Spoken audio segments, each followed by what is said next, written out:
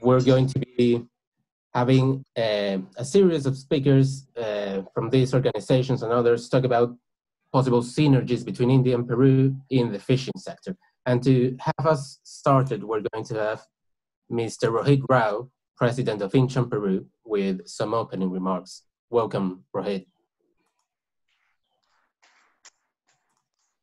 Good morning, my friends from India. Good evening, friends from India. Buenos dias aquí en el Peru. Let me start a little bit with English, then I'll come back to a little bit of Spanish. Thank you very much, Gajendra, Divina, and everybody else in FICCI. Always been a great help to Incheon and to create a bridge between Peru and India. I mean, Peru, we all know, is definitely one of an important country in food. We all know the quality of food. One of the top 50 restaurants in the world come from Peru. Not only because they are smart and intelligent to have creative in their food, but because of the quality of the food. I mean, I remember one of the very important Itemai from Japan. He came here to open his restaurant in Lima, and people were just asking him, why Lima? Why all the way from Tokyo to Lima? So he said, well, what I can find in Peru, I cannot find any part of the world. So somebody asked him, one of the Peruvians, what do you find in Peru? You don't find any part of the world. Peru is a fishy place. I mean, we are fishy people because we love fish, and the quality of fish that you get in Peru is incredible. I mean, there's no smell. The fish is so tasty.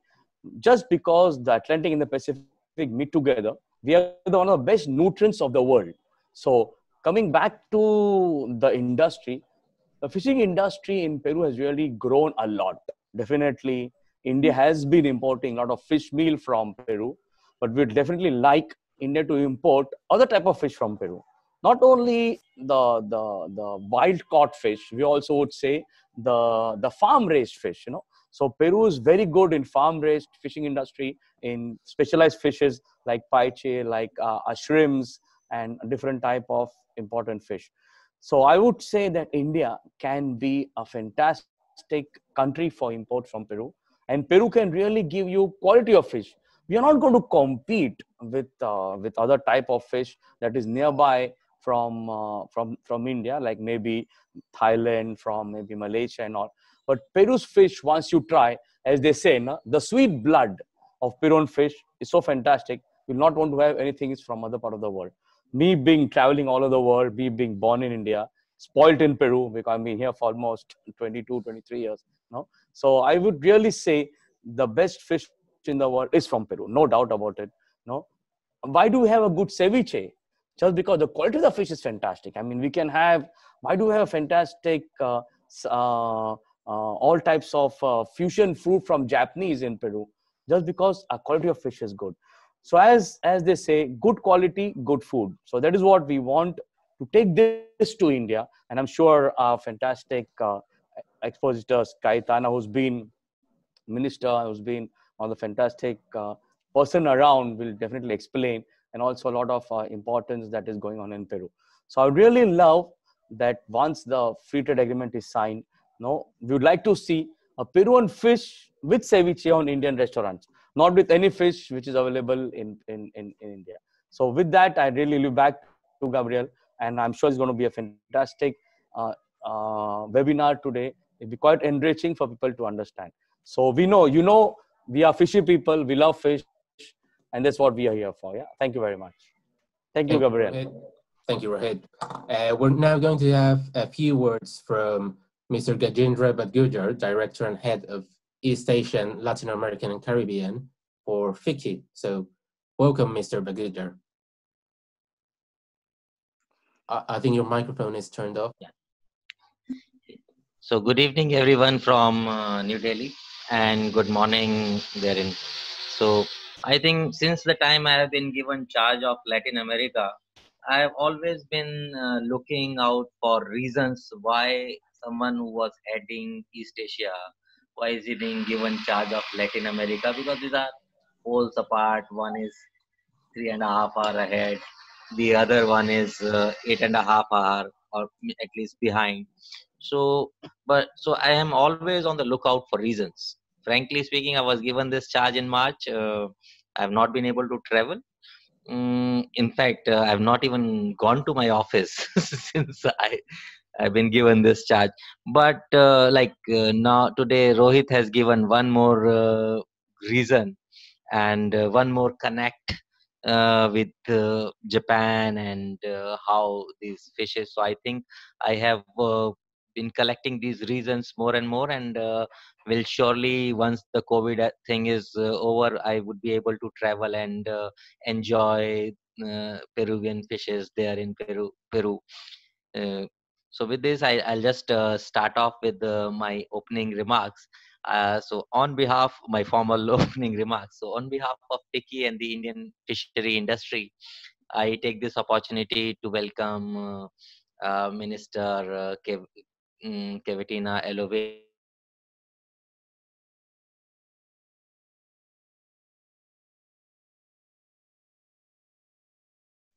coordinator of the Fisheries Product Development, Mr. Rosas, Chief of Fleet Information, Astral Group, and obviously my friend and my counterpart in Incheon, Peru, Mr. Rohit Rao, Chairman of Board for Incheon, and all the members of Indian and Peruvian fishery industries for taking time out to join us for this deliberation. Uh, Taking this opportunity, I would like to thank Incheon, Peru, for co-creating this extremely rich and rewarding platform for India-Peru synergies in fisheries sectors. Presence and participation of all of you only reinforces that both India and Peru are keen to further strengthen the deep bond that exists between the two countries. As we are all aware that India and Peru discussion for FTA is in final stages. Also, the Peru represents the fifth largest trade destination for India in Latin America. We all look forward for enhancing trade and reducing trade barriers at the same time. While aiming to accelerate the development of fisheries sectors, the Indian government released the draft National Fisheries Policy 2020 last month. And I'm sure Devlina and other experts, because I'm not from fisheries sector as such, so they would delve more into this policy that intends to integrate all components, marine and inland, capture and culture, and post harvest in a single document to create an environment to increase investments into this sector and also enhance exports and income of fishers and fish farmers in India. The policy also looks at integrating the fishery sectors with other areas like agriculture, coastal development, and ecotourism to meet the goals of blue economy at large, while keeping the socio-economic upliftment and economic prosperity of fishers and fish farmers, especially the traditional and small-scale ones. In India, fish production has had an average annual growth rate of 7% and has a share of close to about 1% of gross domestic product, and it's one of the major contributors of foreign exchange earning in India. uh, Fishery sector also supports more than 16 million fishers and fish farmers, so it's a huge sector attracting as far as employment generation goes. So that way it is very critical for Indian policymakers. So the draft policy attributes the rapid growth of sea exports to the boom in brackish water aquaculture. On the other hand, Peruvian fishing industry, as I've been already told, that is very advanced, primarily, and it is primarily based on export of fish meal used in poultry feed, is among the largest in the world. Commercial deep sea fishing of Peru's coastal belt of over 3,000 kilometers is a major enterprise. Peruvian water normally abound with marketable fish, and I have been told that more than 50 species are caught commercially. I think Rohit has already given us reasons to try this out in India, and we hope to see more such fishes in Indian restaurant, Peruvian fishes, mm, eh, once we are through with or post COVID. The key to Peru's fishing industry in any given year is the presence or absence of El Nino. El Nino is the phenomena on which the weather in India is also dependent. There are many things for India to be learned from the rich and vast experience of Peruvian fishery industry. such as regulated fishing quotas, artisanal fishery partnership, vessel management systems, on which our distinguished speakers will be sharing their insights during the session. There are opportunities present in India's fishery sectors in waste management, bait to plate traceability, sustainability, and many more, as the sector still needs to be looked upon. Considering this, in the past, FICCI has shared several policy recommendations for overall strengthening of bilateral trade and economic relations that are important to the prospects of each country. Possibly, there could be many more such areas of collaboration. I'm sure that such industry-specific initiative will prove to be another milestone in India-Peru relations, and today's intervention will open new avenue for trade and investment between India and Peru going forward. With these remarks, I thank you all. Thank you and welcome you all to this great session. Thank you. Thank you very much for those opening remarks. They've been very insightful, really, and I'm sure we're going to find those opportunities for collaboration in this webinar. So, just an announcement before we move on to the presentations. Feel free. We're going to have some time to answer questions from the public, so feel free to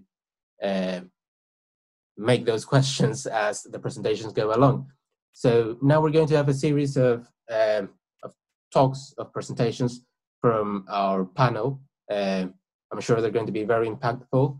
First, we're going to have Dr. J.K. Jena from the Indian Council for Agricultural Research. He's going to be talking about Indian fisheries and aquaculture. What's the status and what opportunities are there? Dr. J.K. Jena has over 28 years of research experience in different fields of freshwater aquaculture and conservation genetics, and at present is holding the position of Deputy Director General in Fishery Science at the Indian Council of Agricultural Research. So with that, welcome, Dr. Jena. And yeah, we're looking forward to your presentation. Thank you. Thank you. Good evening from India, and good morning, ladies and gentlemen at Peru. Can I share my presentation, or it would be shared from there? Most respected Honorable Vice Minister of Fisheries and Aquaculture, Peru, Dr. Rohit Rao, Mr. Gajendra, all the ladies and gentlemen, speakers, delegates, invitees, thank you very much for giving me the opportunity to share our thought about the Indian fisheries and aquaculture. I would give a brief overview of the status and opportunity what we have at present. Coming to the Indian fisheries, we produce somewhere around 14 million ton of fish, second largest global aquaculture producer after China, and third largest fish producer in the globe.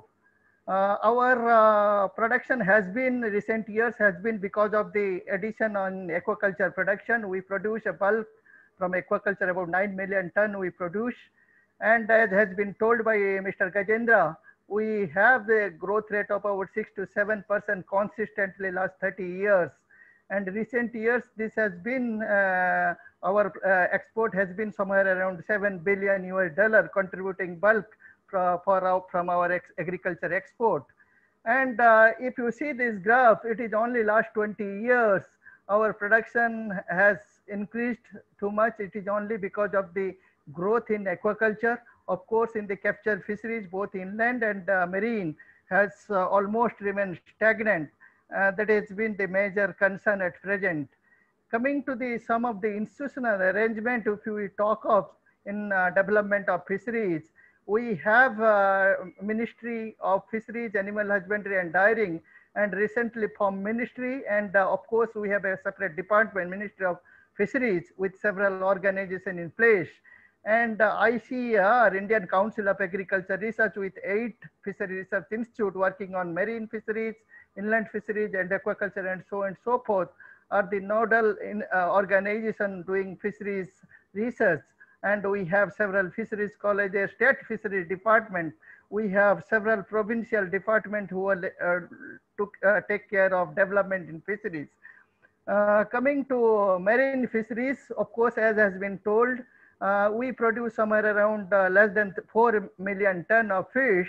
And if we look at our potential, we have almost reached to the potential. So there is very little scope of expansion in the marine fisheries.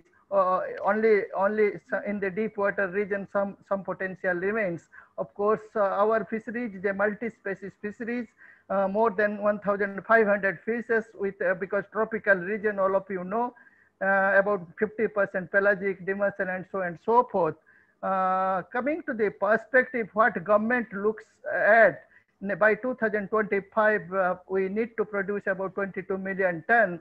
So 7 million ton we are trying to add. And of course, a big target given for export, and that too has to come from the brackish-water shrimp farming sector. Of course, in mariculture, we have not done much. Of course, in the recent years, some cage culture activity we have initiated, but we are looking for high value species and diversified species in the coming days. Freshwater aquaculture is the mainstay when you talk of total production. Of course, carp country, mainly 3 Indian major carp, what we call cutla, rohu, and mrigal, contributes about 6 million ton. And if you look at our production growth over the years, still average productivity is only 4 ton, but this is national average productivity. Our farmers are able to produce somewhere around 20 to 50 ton per hectare in case of some of the catfish. In case of carps, about 10 to 15 tons. That is the major resources from the pond.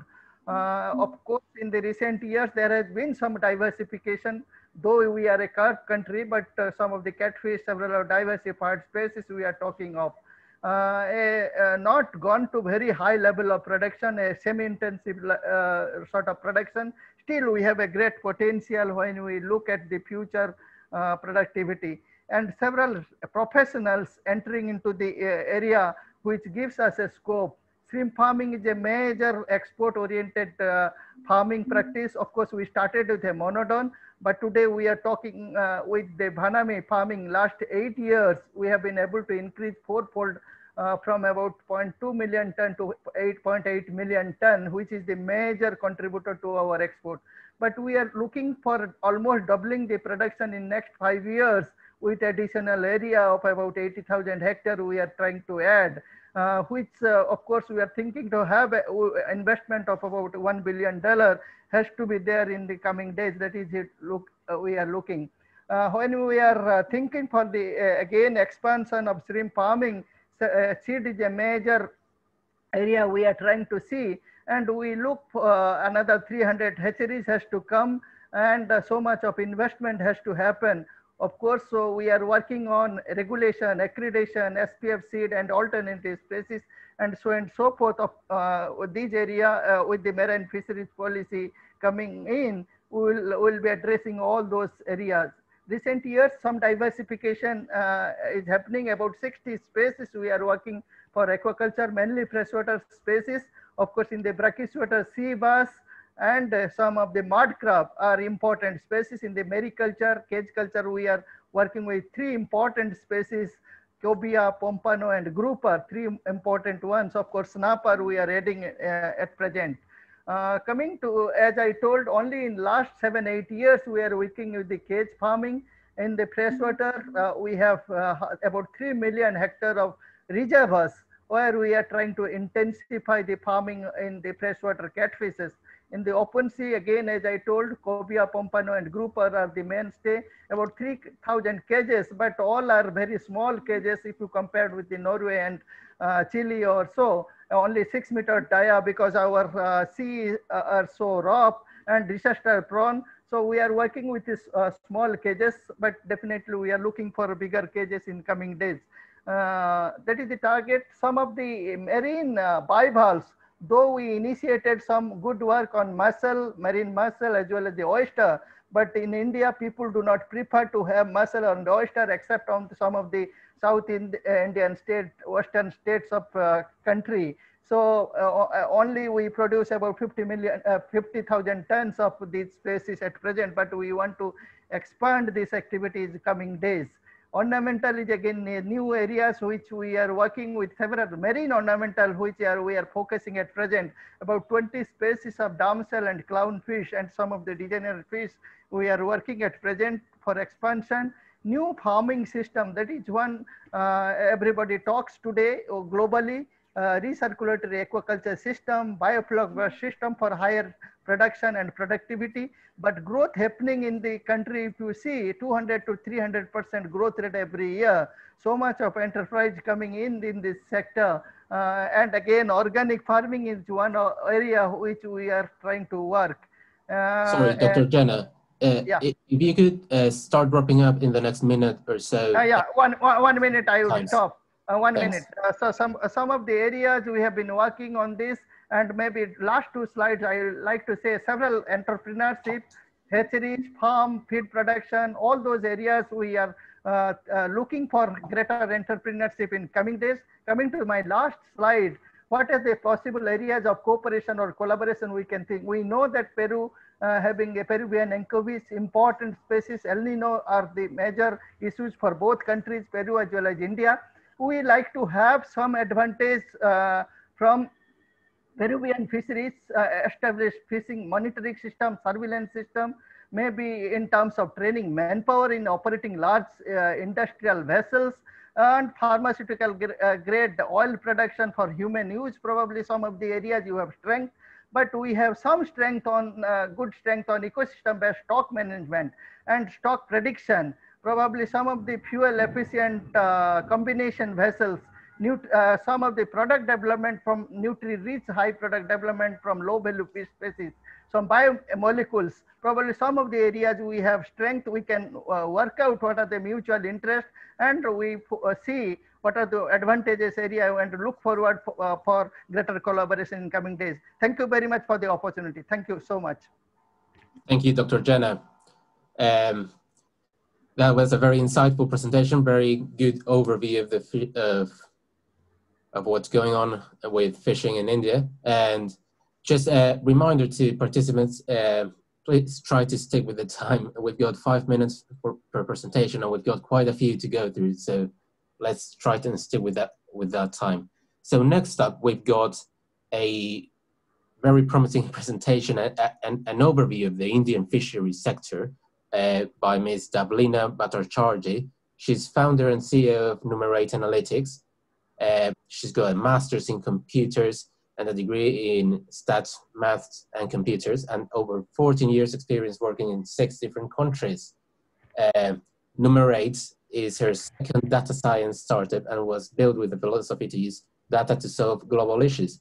Numerate has worked already with international forums such as the European Space Agency and the United Nations World Food Programme, and has won different awards, including the first prize at 2019 ESRI Geo Innovation Awards.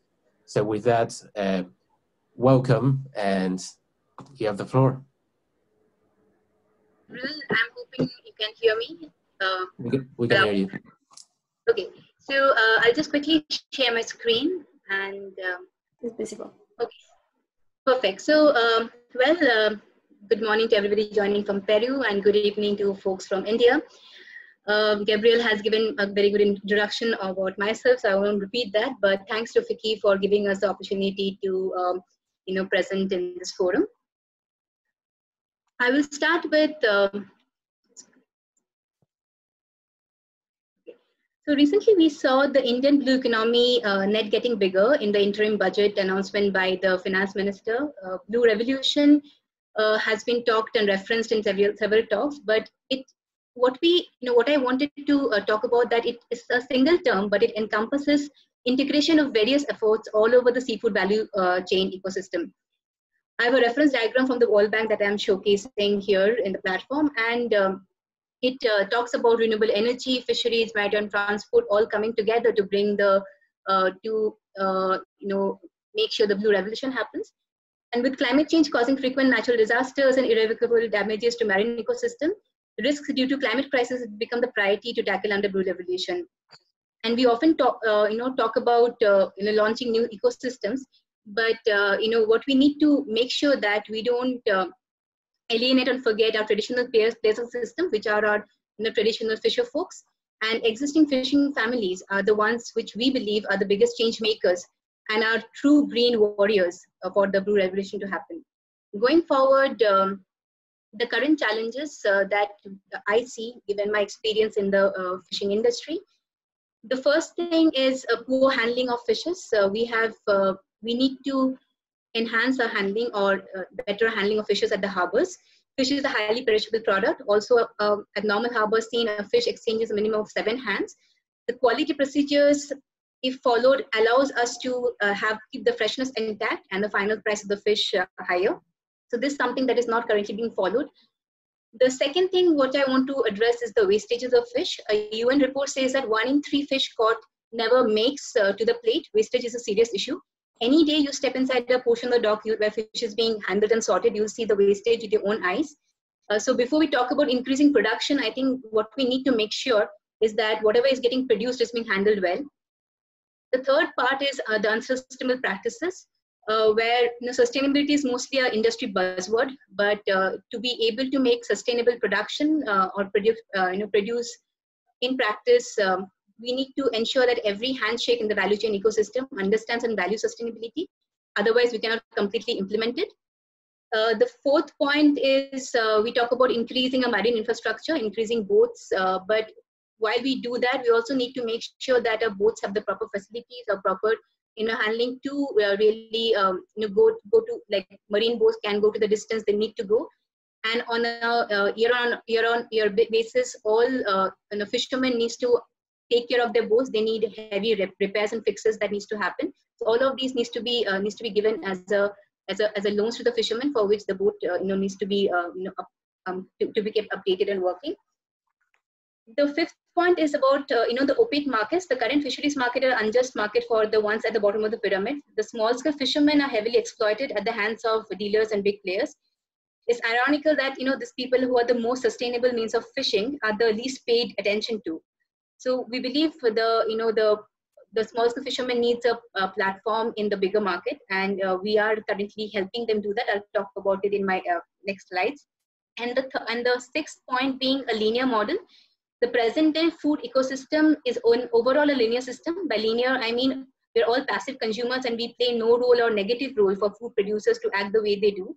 The reason for a fisherman doing overfishing is all of us as societies choose to eat only certain fish and push them to hunt those other fishes, those fishes to extinction. So having talked about, sorry, I missed a slide. Current challenges, the opportunities that we see, all of these challenges are hidden opportunities to explore. A value chain ecosystem, a value-added supply chain helps in addressing quality check at every handshake of materials being exchanged, monitoring of supply chain pipeline for simple things like, say, temperature check of fish or quality and size grading, smooths out selling process and fetches higher rates of the market. The same supply chain with quality control storerooms, temperature control storeroom reduces wastages. Also, for unavoidable wastages, linkages need to be made for fish meal plants or recycle systems. That does not need too much of additional cost. Sustainability, as I said, is an overarching issue and it's a requirement for the entire industry and the entire globe to follow. But a good place to start is asking why there are unsustainable means of fishing still being practiced. Who gets incentivized on such practices, and to address those root causes. I'll circle back to sustainability in my last point, but moving to the next point, where we talk about bigger fleets and bigger boats, we also need to make sure that the number of boats do not cause an impact on the environment. There should be adequate attention to be paid to ensure that we are invading into the already sensitive marine ecosystem. Vessel monitoring surveillance as a control, maybe also fish quota need to be cure for the cause. Traceability is a double-edged weapon which benefits both consumers and producers. The consumers benefit from the transparency on quality, and the producers, in our context, the fisher folks, benefit from the practices of the fair trade model. And responsible consumption as a whole is sustainable consumption ties together a fair trade model, the traceability, the sustainability. And to put in a simple words, we as city dwellers need to make sure that regenerative food system for the fishermen to survive over years and together is being practiced.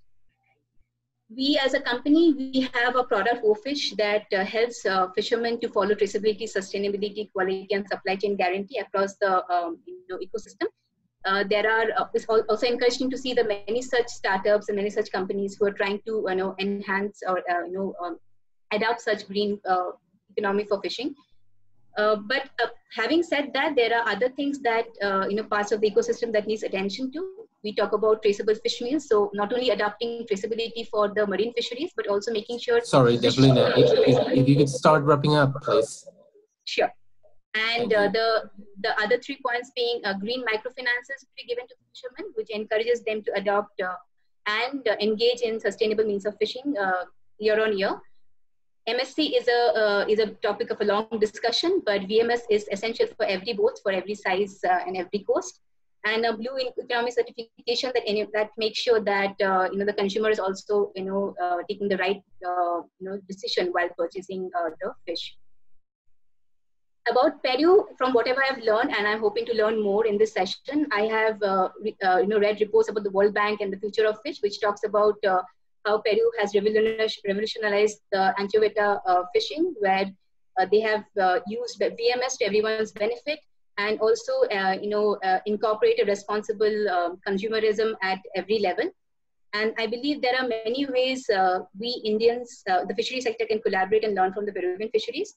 We are widely separated by geography, but if you can join hands in adapting methods towards a brighter future of fisheries, we'll be incorporating a healthy change to a very large marine ecosystem. I won't take more time in describing my team. That has been done by Gabriel. Thanks for that. But just on a note, I'll leave you guys on a note saying that, we have been trying to adopt this, having our engage in the O-fish model for our local fishermen. And in the last 5 months of COVID, where fishermen were dumping fish into the sea because of the absence of the market, we were successful to generate 600 plus jobs in the fishing sector during the COVID crisis, which prevented them to go to bed hungry, while also we make sure that sustainability and traceability was adhered by our fisher folks and our consumers. So I believe that is something that I see as a future of fisheries, and where both the Indian and Peru fisheries sector can join hands. Thank you so much for your time. Thank you, Gabriel. Thank you very much. Very interesting presentation. Fantastic, really. And next up, we're going to have an overview of Peru's fishery sector by Ms. Cayetana Aljovín. Is chair of the board for the Peruvian National Fishery Society and has vast experience in this area, and on different very influential positions. She's been minister of different sectors, leading them here in Peru, and now as chair of the board for the National Fishery Society, she's going to offer us some insights as to what Peru's fishery industry looks like at the moment. So you have the floor now, Cayetana. Thank you, Gabriel, for the introduction, and thank you so much to Incheon Peru, really, for this opportunity of sharing our experience between India and Peru in the fishing industry, in the fishing sector. I think that we have lots of opportunities that we have to explore. I think this is the first step, so we will keep in touch. So thank you so much, and good afternoon in New Delhi, and good morning in Peru. Saying so, just some numbers. My presentation will be mainly in the anchovy industry, so you can have an overlook of this important industry of Peru. As you may see, the anchovy industry generates 1.5 of the GDP is generated by the fishing industry. And this impact rises to 2.5 GDP when the indirect effects in other industries is added. So really is the second sector more important in Peru. No? The first sector is the mining sector, and then is the fishery sector. Well, some people say that agro-industry is also the second, but we have a fight with them to see if it's the fishing sector or the agro-industry. And the fishing contribution to GDP is a catalyst for the economy. That's true. More than 102,000 jobs are generated by the fishing industry along the Peruvian coast, where there is also an increase in the real income and the expenses of the inhabitants.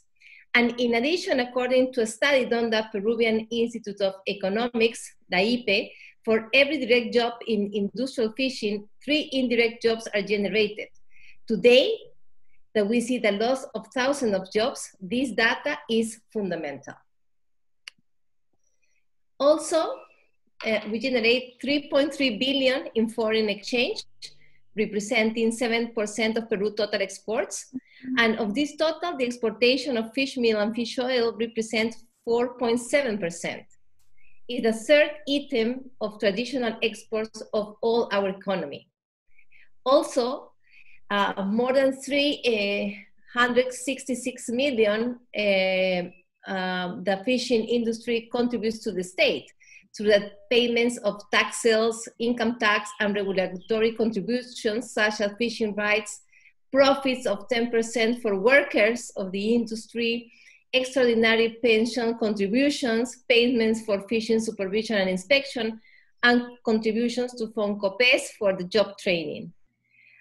And also 50% of our operating profit goes to the state. The fishing sector has the most regulatory and tax burdens, much more than other extractive sectors such as mining. So really the contribution that we make for incomes to the state in taxes and in the generating of labor in Peru is very, very important. Just an overlook, the anchovy industry in numbers. We have 411 fishing companies. 12 of these 411 are large companies that they have more than six or more boats. 98 medium companies that have around from 2 to 5 boats, and 301 companies that have only 1 boat. Also, we have 49 factories and 20 companies that produce fish meal and fish oil. And what is very important is that we have a very highly evaluated and regulated industry. For example, we only have 2 seasons per year that we can catch anchovy. We have 2 research cruises. We have global quota per season, 1 global quota for the first season and another global quota for the second season. And we have a regulation that is based on tax per vessel. No? In the chart, you can see where we have the biological beta. It's in the anchovy sector, it's around February and March, and then in August, September, and October. The seasons, with the first seasons, it starts around April or May and lasts until July, first days of August. And the second season starts around the end of October or beginning of November and goes until January, no? And we have 2 cruises of research, no? Just to see how is the biomass of the anchovy. Very good news. And then if you see from 2004 and 2020, we have 8.4 million. These are very, very good news because we have a stable biomass of anchovy, and this is because we have very precautionary measures and because we have a very responsible fishing industry in Peru. You can see the anchovy landing, no, of these years. The average is around 2.2 millions, 2.5 millions, no, depends the years that you will see, but also it's very stable. It's always more than 2 million tons per season, no? As we say, fish meal and fish oil represents 4.7% of Peru exports. There you see the chart. And this really represents around 2,000 millions. The main producers of fish meal and oil, as you see, Peru is the first producer of fish meal and oil, and then second place is China, and then Thailand. No, so Peru is the main producer of fish meal and oil in the whole world. That is very, very important. And Peruvian fish meal and oil have very good attributes. That's why countries really want these products. No, in fish meal we have it has a good level of proteins, 64% of fat and 70% on the premium. A good equilibrium of amino acids and minerals. Digestibility above 95%, that's very, very good.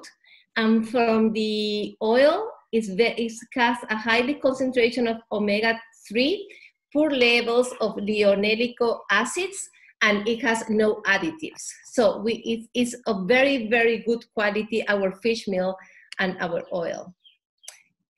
Our main markets of fish meal, China is our first market, then Japan, Vietnam, Germany. Fish oil, our main market is Canada, then Denmark, Belgium, China. So I will leave you the chart so you can see where our fish meal and fish oil is exported.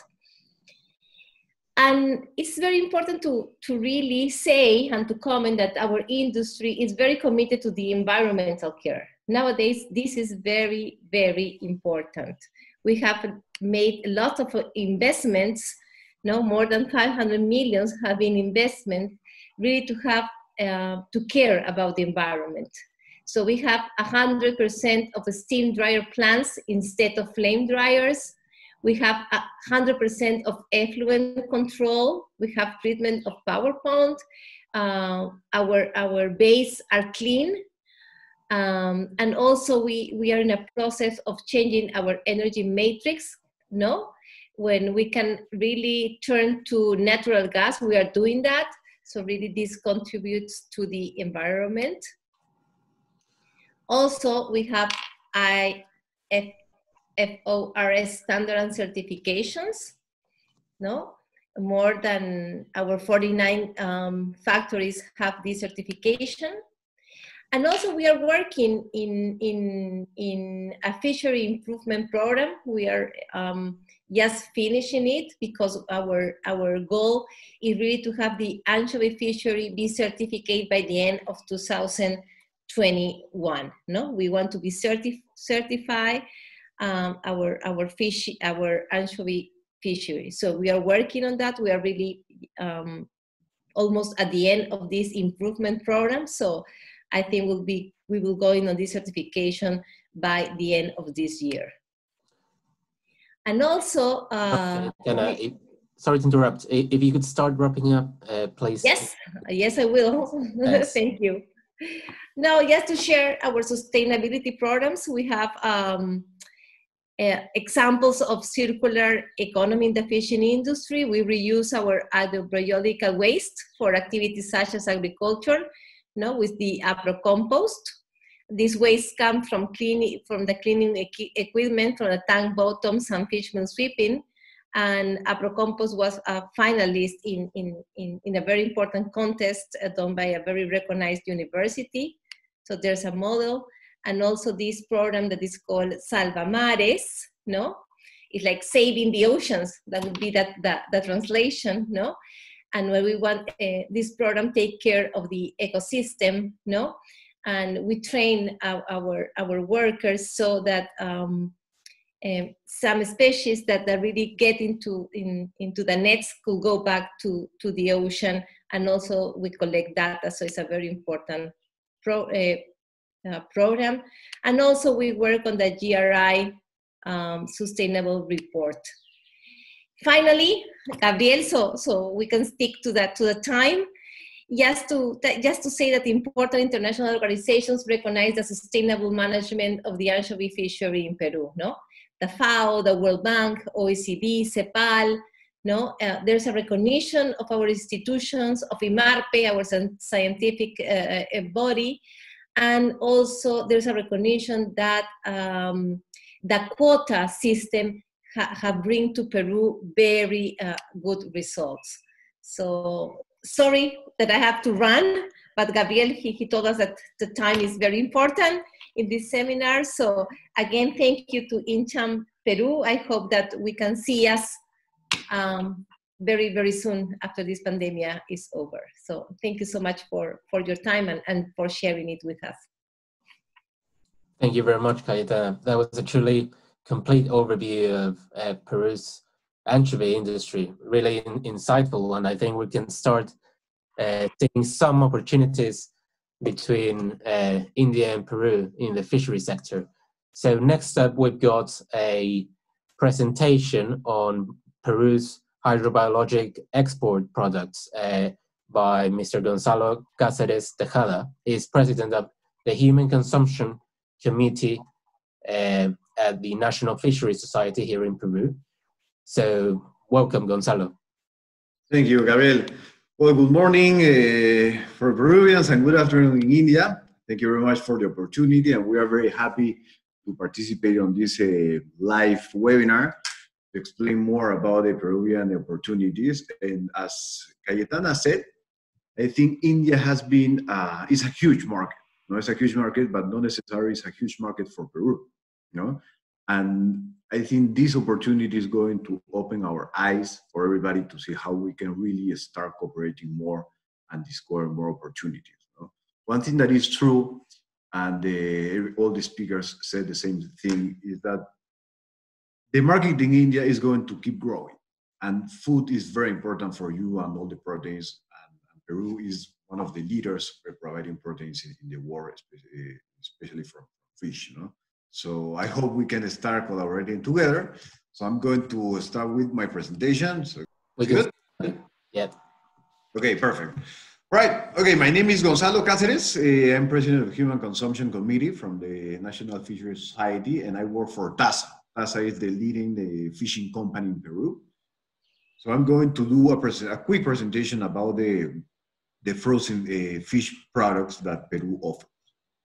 One thing that is important here is to mention that Peru, the total captures in Peru represent at least 8% of the worldwide fishery.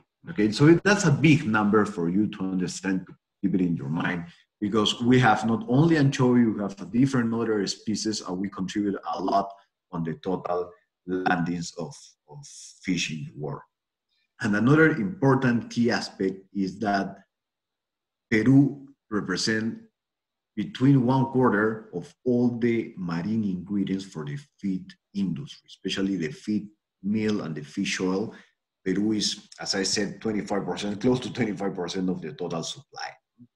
In this chart, you can see, of course, you're going to have the presentation, but we present you 30 years of history very much on the total landings. And one thing that is true is the variability in the fishery, because we mentioned about the climate change and all the different temperatures in the Peruvian Sea.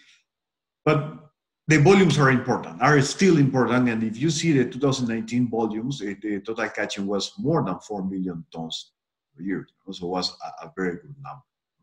Of course, the anchovy is the highest share on the landings. But this slide is going to show you what is the 4 main species in Peru. The first one is anchovy, for sure. That is more than 3.5 million tons of landings per year. We have some years that can be higher than 5 millions. And the key products for anchovy is the fish meal and fish oil. Okay, of course, there is the frozen, cured, canned, etc., but it's a small portion. And the 3 biggest species who catch and are destined to human consumption are the mackerels, between the horse mackerel and the Pacific mackerels, and then the giant squid. Between these 4 species, you have pretty much the big bulk of the Peruvian fishing industry. And this is the product that we export most. So you can see here, the frozen industry, because we talk about the anchovy, that is go to the fish meal and the fish oil, but now we are going to focus only on the species that are goes to the frozen industry. And by far, the biggest species is the giant squid, with 62% of the total landings. And the natural market for giant squid is China, Korea, Japan, but I think and I believe that India is a very potential market. And then we see all the different species, as I said, the horse mackerel, the mackerel, the anchovy a little piece, hake, shrimps, and we have a lot of other species with a small portion, but it still are very important volumes. And here you can see the evolutions in terms of dollars that the fishing industry provides to Peru.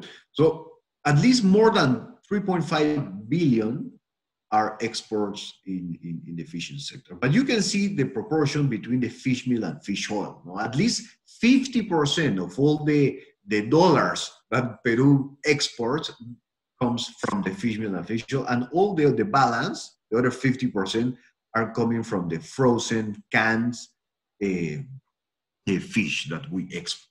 That is very important, because if you go back to the history, at least 80% of the total export used to be fish meal and fish oil, but today it's only 50. So that is telling you that the frozen fish is taking a gain in the market. Well, you can see here the pie, as I said, between fish meal and fish oil, you have 55%, and all the other are the balance. But one thing that is important to mention here, that at least close to 30% of the total exports are frozen fish. Canning is important, but mainly the industry that exports goes to the frozen fish.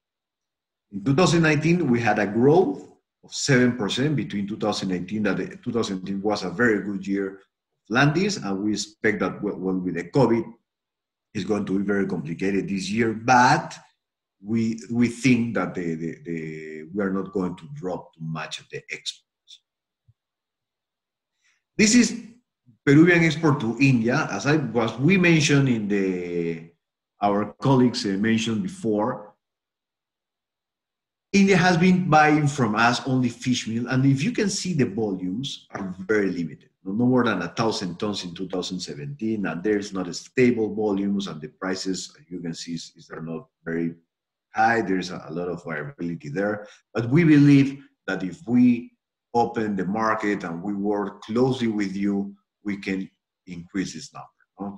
For your reference, Peru produces close to 300,000 tons of fish meal per year. That is a big volume, and we only export less than 1,000 tons to you. So I think we have to keep working on that. We have been trying in the past working with India, but pretty much what we heard or received is that the quality from Peru is too high for the price that we want. Okay, so we have to find a mechanism to try to be more competitive to you, and then trying to open some markets that they can pay these higher prices. And this is an overview of the markets from species. The giant squid, as I said, you can see here on the left, is the main frozen fish species, and the natural markets are Spain, South Korea, China, and Japan. We have a lot of scallops that usually goes to France, Belgium, and Spain. Frozen shrimps that is coming from aquaculture in the north of Peru. There is USA, Spain, France, and Canada. Mahi-mahi, USA and Ecuador. Anchoas and canning in Spain, Italy, USA, and in squid canning, China and South Korea, and tuna canning, Germany and Spain. And this is my final comment. In this list of markets, we don't see India. And we have to change this. We have to change this because we believe that India is a very key market for the future, and we need to develop opportunities. And I think this opportunity that you are giving us to present Peru to you is going to open doors for the future. Thank you very much. Ariel, I think that's my presentation. Thank you very much, Gonzalo. That was a very impactful presentation, I think. I think it's very clear what the Peruvian sector for fishing looks like, and what the opportunities for trade with India are really. We're starting to get a grasp of them. So next up, we have a presentation by Mr. Jose Luis Rojas Toledo. He's Chief of Fleet Information Center for Austral Group, and he's going to be talking about the exports and imports of machinery, equipment, and used in the fisheries sector. So welcome, Jose Luis. Thank you. Thank you very much. Thank you very much, You have the Gabriel. floor. Okay, I'm gonna put my presentation. All right, okay. I'm gonna talk about the machinery and equipment used in the fishing sector. As you just mentioned, Gabriel, I'm coming from the government, and I'm also coming from the private industry. As I was working for the Ministry of Production once in Produce, and I also worked one time for the Marine in Peru. And now I am working in the fishing sector with the Austria Group, which is one of the most important fishing companies of the area. And throughout these years, I've seen many changes that just happened in our country according to the fishing industry. And I'm gonna give you an overview of what's going on right now in Peru from my point of view. Okay, first of all, we need to know that in the Peruvian industry, we have a fleet, and we categorize this fishing industry by art. That's how we have like around 888 fishing vessels that are classified by per signers. First, you know, the most of the population of fishing vessels that we have in Peru are per signers. And also we have small vessels that are devoted to trolling, and which is 28 vessels. That means 18 cubic meters capacity. We also have 24 vessels for multi-purpose fishing, and around five vessels working in long line fishing. That makes it 888 fishing vessels and 183,000 cubic meters of capacity. That which is, I believe, very important for the fishing industry around the world. And but also these 831 fishing vessels are divided in two. We have like the big ones, which are the steel vessels. In that order, we have 359 fishing vessels made out of steel, marine type steel, which means 123,000 cubic meters capacity. Also, we have wooden vessels. We have, which is probably the most in numbers, but the least in capacity. And we have 472 vessels, which means the capacity of 32,587 cubic meters. Well, the idea is just to tell you that in Peru, we have plenty of vessels that are devoted to the fishing. And the most important fishing that we have is basically anchovy and, well, mackerel and jack mackerel itself. The total fishing vessels are 831, which is very, very important for the industry. Also, we can talk a little bit about the establishment that we use to produce all these fishing products. We have, for example, the canned fish, you know, where we put the fish in boxes and shipped. We have around 66 establishments to produce canned fish. Also, we have 121 establishments for producing frozen, and 26 for cured fish, 80 establishments for fish meal, and well, it is also important to talk about the establishments for residual and reusable fish, which are 49 and nine establishments. The most important here is that when we talk about fishing fish meal, is that we have 80 establishments, which means 7,700 installed capacity, which is very, very important also. And at the graphic, we can see the number of licensed fish meal and oil plants, operation according to department. When you see the names on the square, you will see Tumbes, Piura, and going south. That means if we talk about our country, Peru, Tumbes is located up north, and Arequipa, which is the one at the bottom, is located on the south of Peru. And there you will see that in total, we have a number of 80 plants, but in this moment, we're only operating with 50 plants, and we have 30 plants not operating at the moment.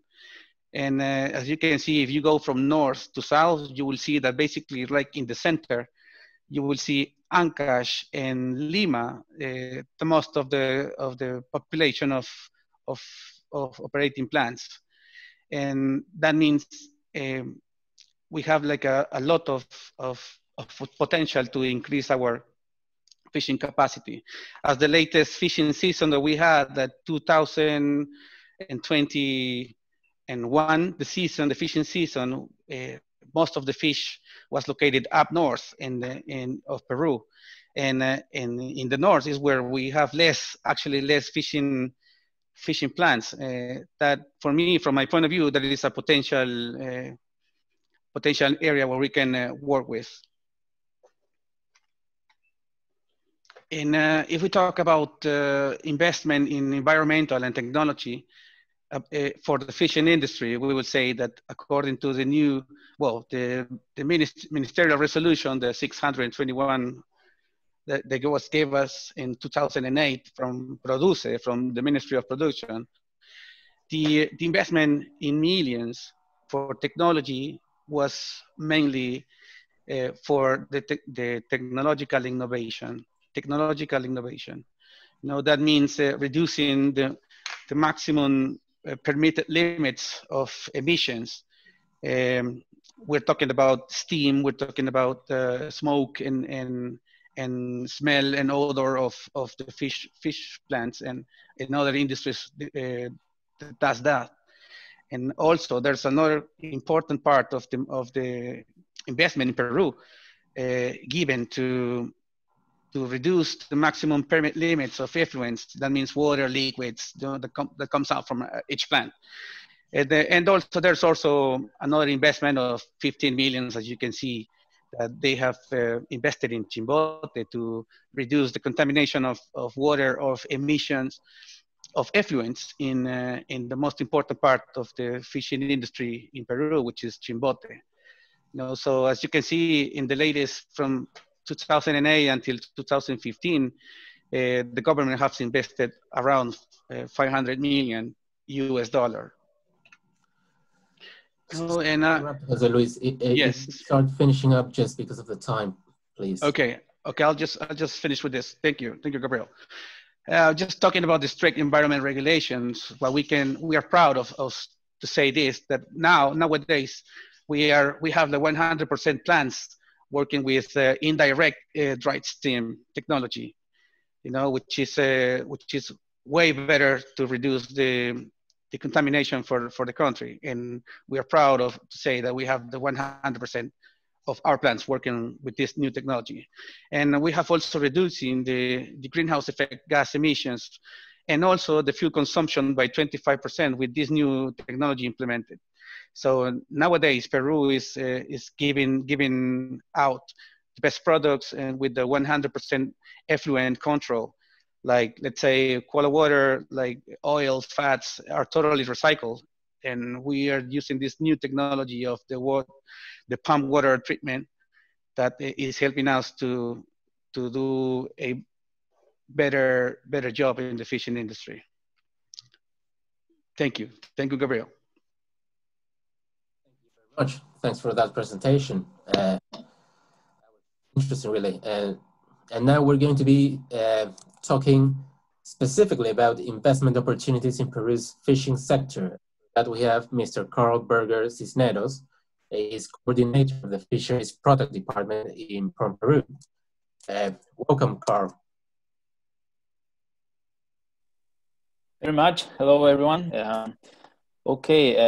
I believe you have already seen many opportunities. The previously speakers have talked about our fishing industry, and I believe my presentation is going to be just a summary of all the opportunities we have seen so far. So working for Prom Peru and in the public sector and also in the private sector. Last 15 years, I was trying to develop the Peruvian exports, and in this work, I've seen some opportunities. And talking specifically about India, I am going to share my screen. I don't know if you are seeing it. Okay. So I'm the manager of the seafood department at Prom Peru, and I focused my presentation in 3 tasks. The industrial fishing, which has been very well explained by Cayetana Aljovin and Jose Luis Rojas. Then the seafood industry itself, all the processing factories. Also, Mr. Cáceres did well on the human consumption species and the presentation and the species we export. And last, the aquaculture, which I heard from Dr. Jenna, some very interesting facts of the India aquaculture and fishing sector and industry. So you already know from the previously speakers that we have a large fleet of industrial fishing related to anchovy. We are well known as a fishing country just because of one species, the anchoveta, which is the single fishery the highest in the world. So we are in the map thanks for this biomass we have of anchovy, thanks to a very productive sea. And that allowed us a lot of experience, of course, in fishing for many decades, and also the volumes that the land in our coast sustain a very powerful industry of marine ingredients, which very large volumes, depending on the years, of course, but is the sector that leads our fishing industry. Related to the exports, because these marine ingredients are mainly exported, and also the catching and landing of resources beside the local market, which is very interesting and is developing a lot because of the gastronomy. You already talked about that also, but we have in terms of value worth of $3,500 million approximately. Fish meal and fish oil marine ingredients are leading the exports in terms of value, but also we have growing last years a lot in seafood, especially because of 3 species. I will talk in a moment. So in terms of seafood, we are not one of the leaders worldwide, beside the industrial fishing and anchovy, which will lead the single fishing in the world. We are 27 in seafood, and as Dr. Jenna told us, of course, India is one of the leaders. Is the 3rd worldwide in terms of total fishing. And for example, one of the species we culture is shrimps. We are 13 in the world in terms of production of shrimps, but India is number 1. So we are also sustaining all these seafood exports in about just 3 species. 75% of the value of our exports are because of giant squid, shrimps, and scallops. And as you can see, giant squid counts for more than half of our total exports in terms of seafood. The processing facilities in Peru are very modern. Some of them are really state-of-the-art factories. And we did manage to certificate ourselves for reaching all the markets worldwide. Our factories have BRC IFS certifications, and this also opens some opportunities in, for instance, packaging machines, processing tools, because mainly our processing force is manpower.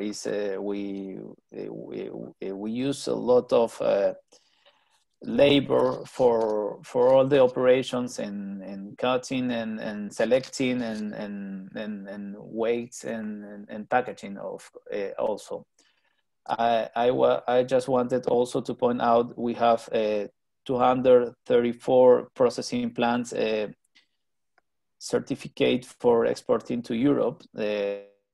This is an indication of how advanced our processing capacity is. So the giant squid is very versatile. We do a lot of products with giant squid. We do rings, fillets, buttons. It can go also into a can. And this goes to different markets, China, Spain, and is also reprocessed.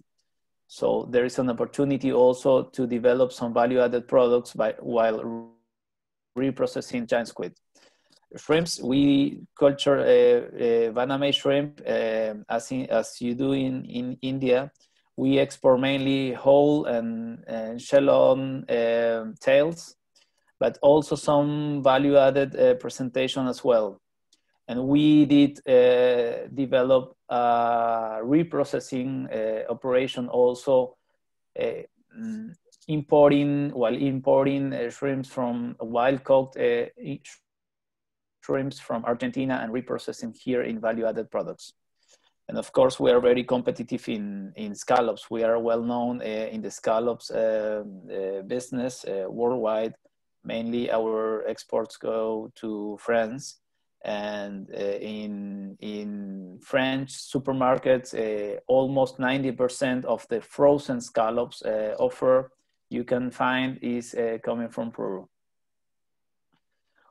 We have also a seasonal catch of mahi-mahi, which is mainly exported to United States for both restaurants and supermarket,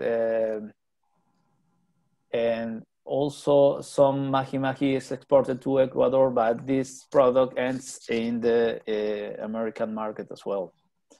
And the anchovy can also be used for canned products, for cured products like anchovy, like anchovies for pizzas or for entrees, and it's exported also frozen. So it's also a very versatile product, which with very nutritional facts. Now, aquaculture in Peru. Sorry, Carl, if you could start wrapping up, please. I'll do. Our aquaculture is developing a lot, about 20% per year. We are fifth in South America, and it's mainly based in the shrimps, the scallops, and trout culture. But having such a strong fish meal and fish oil industry here, we have very good conditions and ingredients for developing a modern aquaculture, offshore aquaculture, which is also an opportunity that hasn't been developed here. Our marine aquaculture, the culture in lanterns of scallops. This is our shrimp production, just located very north next to the border to Ecuador.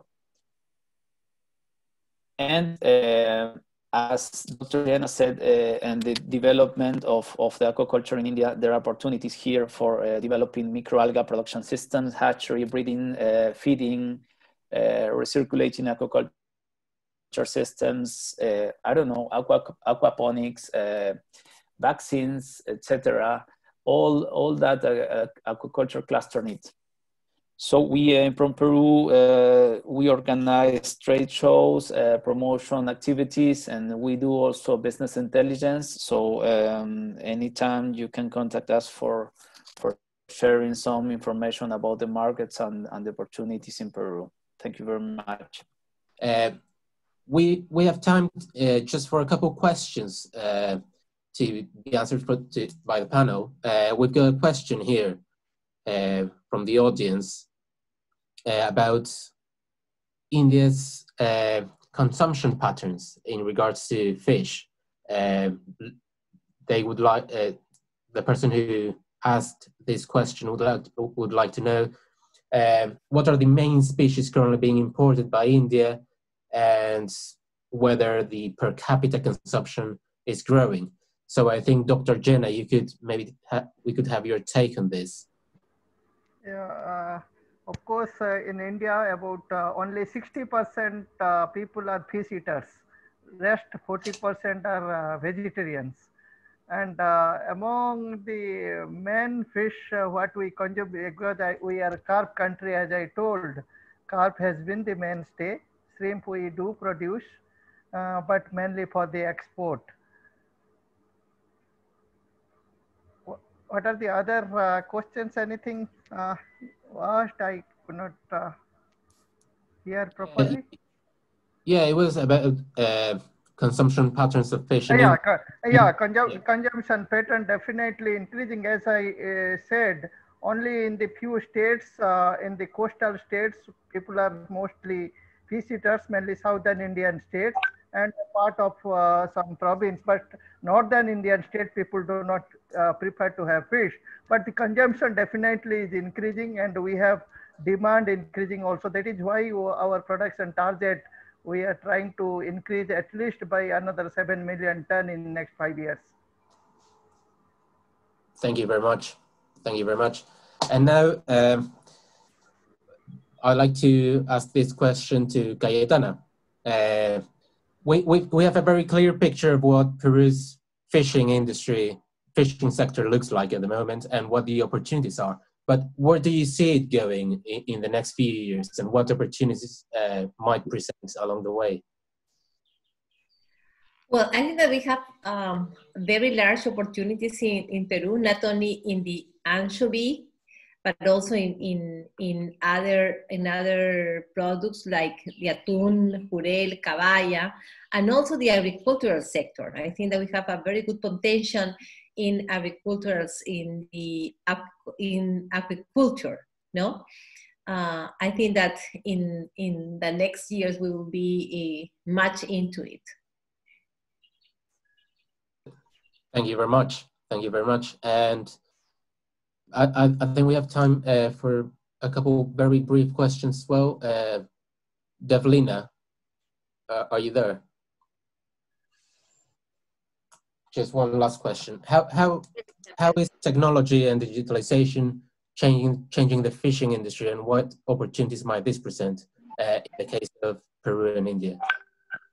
Yeah, so I think what I was also highlighting during my presentation that I've gone through various articles that has been written by the World Bank and also Future of Fish on Peruvian fisheries, and it was very interesting to note that you guys have implemented a lot of vessel monitoring system to take care of the fact that overfishing is being controlled.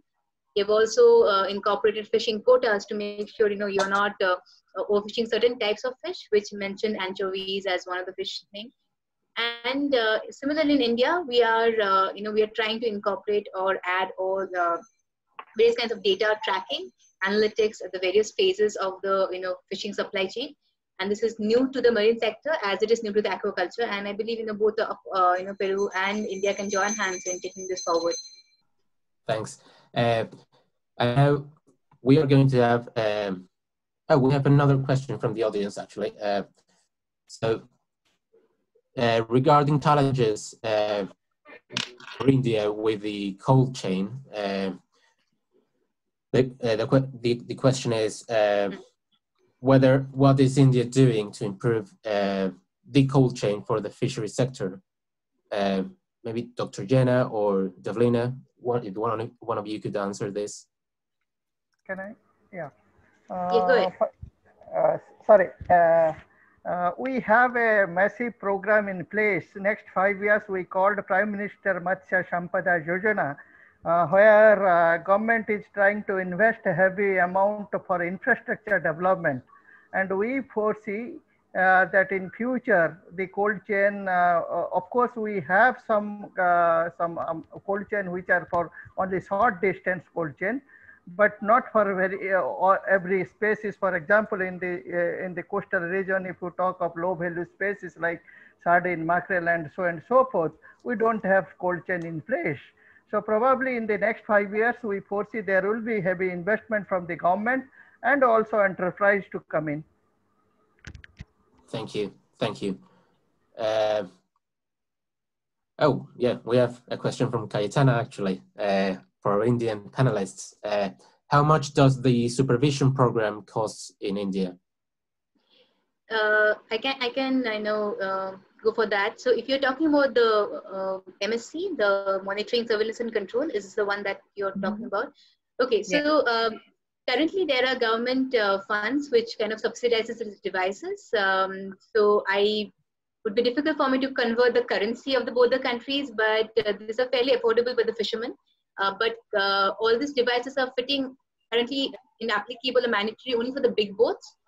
But what the new scheme is, asking is to have that devices for all boats, so that tracking can be done for all boats, because small, devoid of what sizes they are, which part of the ocean they go for fishing. So, since it is pushed by the government, there's a subsidy, but that's paid by the government. So it's pretty much affordable for fishermen.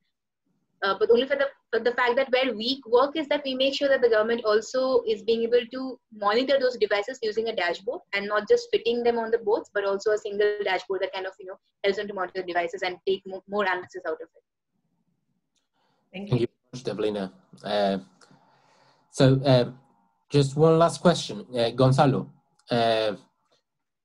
What do you think are the biggest strengths in the fishing industry at the moment, and what opportunities might this present?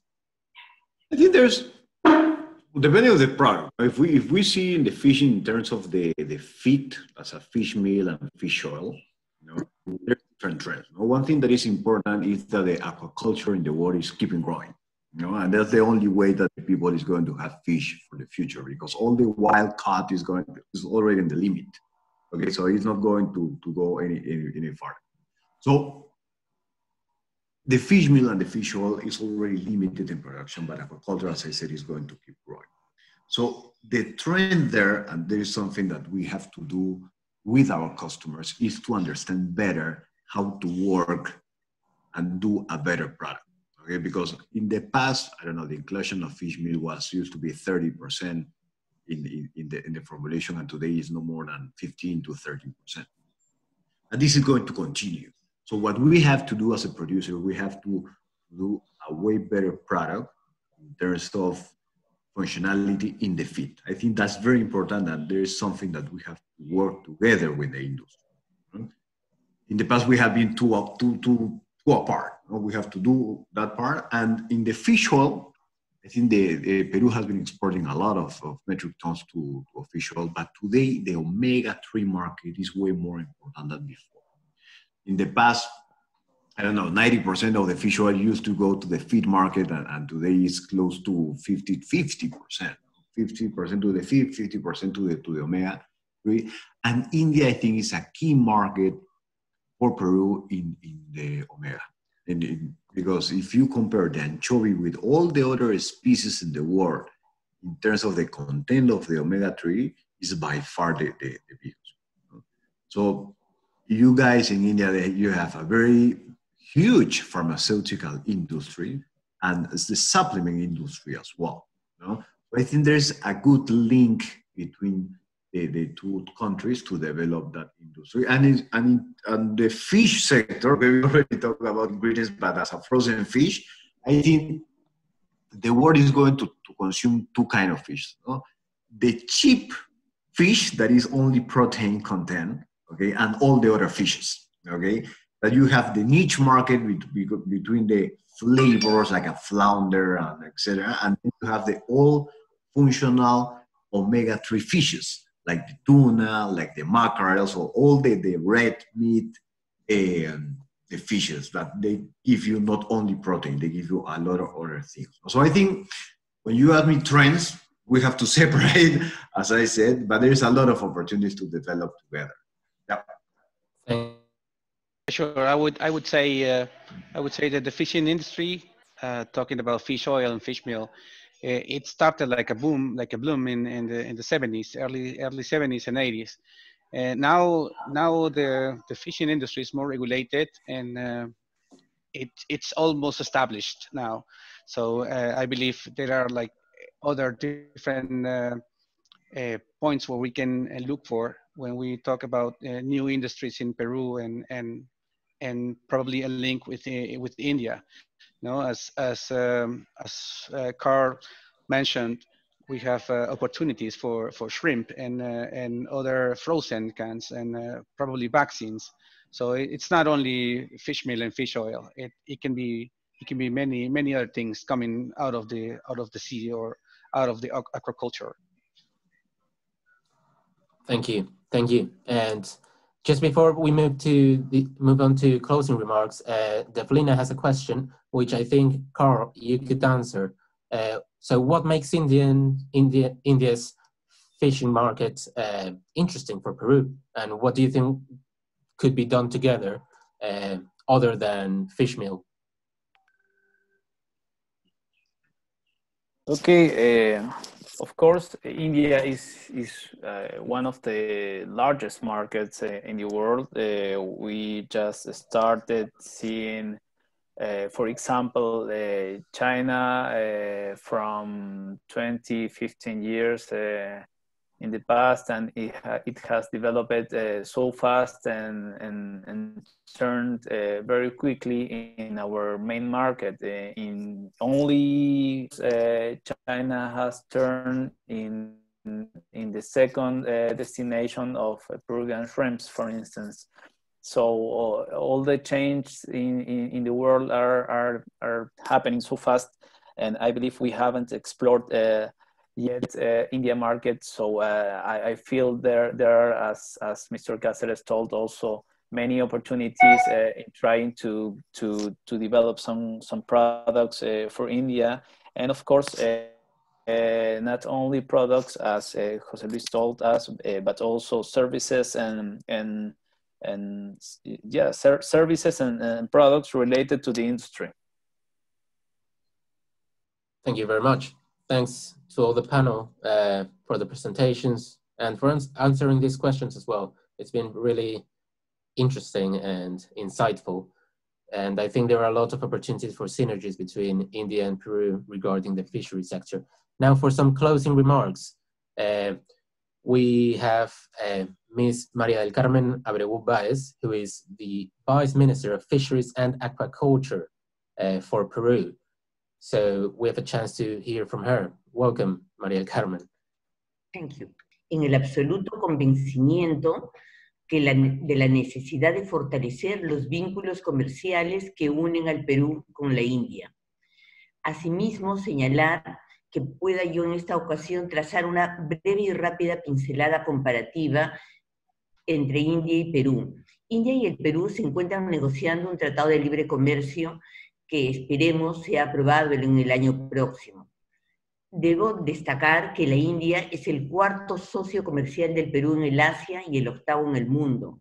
Es además el segundo proveedor de textiles y hace un año nuestro país importó confecciones por 1.950 millones de dólares, destacando la India como proveedor del 13%, haciendo notar que exporta al mundo textiles por más de 7 millones de dólares. Se trata pues de un encuentro para promover y fortalecer la relación comercial entre dos titanes, el gigante de los textiles de un lado y del otro el adalid de la pesca. En el curso de las 3 últimas décadas, el contexto económico del Perú ha experimentado notables cambios, de los que por cierto no escapa el segmento productivo de la pesca. Y es así que, reconociendo la evolución de los acontecimientos mundiales y la necesidad e importancia de lograr una adecuada inserción internacional en el contexto de una economía globalizada, se dictaron normas a fin de alcanzar la necesaria seguridad jurídica que sirviera de base para alentar, respaldar e instrumentar nuevas condiciones fundamentales que aceleren el desarrollo pesquero sostenible, con el propósito de asegurar una mejor calidad de vida para los peruanos, promoviendo dicha actividad como fuente de alimentación, generación de empleo y divisas. El aprovechamiento responsable del recurso anchoveta permite al Perú posicionarse como el principal proveedor mundial de harina de pescado, desarrollando al efecto una de las industrias más productivas que tiene hoy el país. Valga incluso mencionar a este respecto que no obstante la gravísima situación pandémica que viene afectando al mundo y notablemente a nuestro país, la industria pesquera ha desarrollado importantes esfuerzos para superar tan crítica situación, manteniendo su liderazgo a nivel mundial. En adición, es dable señalar que no es novedad, pero tampoco está de más resaltar que los recursos pesqueros y la biodiversidad acuática con que cuenta el Perú representan un potencial de provisión de alimentos, no solo para el país, sino para la humanidad entera. El quehacer pesquero brinda trabajo a miles de personas a lo largo de nuestro extenso litoral, proporciona miles de toneladas métricas de proteínas de primera calidad a nuestra población y constituye la segunda fuente de divisas por la exportación de nuestros productos, solo superada por la minería, y además ofrece enormes oportunidades para nuevas actividades como la maricultura y la acuicultura en general. En este escenario, corresponde al Estado desarrollar una razonable función reguladora, motivada por la señalada importancia económica de la pesca en materia de empleo, producción y exportación. Es comprensible en tal contexto que el Estado promueva la inversión privada y contribuya a que el sector pesquero sea eficiente, rentable y de alto valor agregado, y que la actividad pesquera haya sido expresamente considerada de interés nacional a fin de alcanzar un sostenible desarrollo pesquero económicamente eficiente, socialmente equitativo y ambientalmente sustentable. No está de más destacar que la industria pesquera peruana es reconocida a nivel mundial por la FAO como un ejemplo de manejo de pesquería, siendo el Perú el primer país que en el mundo incorporó en su legislación valores, principios y disposiciones del Código de Ética de Conducta para la Pesca Responsable. La industria nacional es un claro ejemplo de sostenibilidad pesquera. Estamos seguros que ustedes, dignos representantes de las actividades comerciales de la India, hacen suyos los valores y conceptos que animan nuestro quehacer pesquero, y así lo hemos comprobado cuando recientemente en el marco de la Organización Mundial de Comercio hemos compartido criterios respecto al trato comercial diferenciado en materia de subsidios a la pesca para favorecer pesquerías artesanales y de menor escala, estrechamente vinculadas a la generación de proteínas a base de pescado para beneficio de nuestras poblaciones más vulnerables. Es así que también compartimos con el mismo espíritu de recíproca cooperación la manifiesta predisposición que ahora muestran ustedes para evaluar y considerar importantes oportunidades de inversión a realizar en el ámbito pesquero en nuestro país, las mismas que han sido precedentemente destacadas por el coordinador del Departamento de Productos Pesqueros de Perú. En estos momentos de crisis mundial, la mejor opción está constituida por tales oportunidades de negocios y alianzas estratégicas que permitan a ambos países generar un mayor desarrollo económico. Por ello, en el marco jurídico implementado en el Perú, este nos permite abrirles las puertas y brindar una cálida bienvenida a los negocios conjuntos que podamos realizar y posibilitar un comercio fluido entre ambas naciones, sobre la base de una garantizada seguridad jurídica. Deseo finalizar esta intervención poniendo de manifiesto el agradecimiento especial del despacho a mi cargo, Viceministerio de Pesca y Acuicultura, por el provechoso encuentro en el que nos encontramos, formulando efusivos votos por la salud y bienestar para las poblaciones de India y Perú, declarando así clausurado este webinar pesquero. Muchas gracias.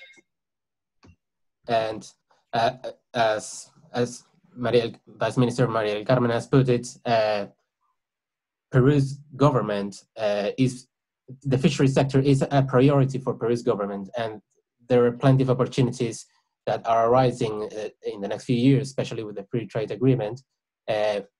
Essentially, Peru's fishing sector is a willing and able business partner, and there are plenty of commercial opportunities between India and Peru. Thank you to all the panelists, to all the guests, and with that, we have reached the end of this webinar. Thank you, everyone.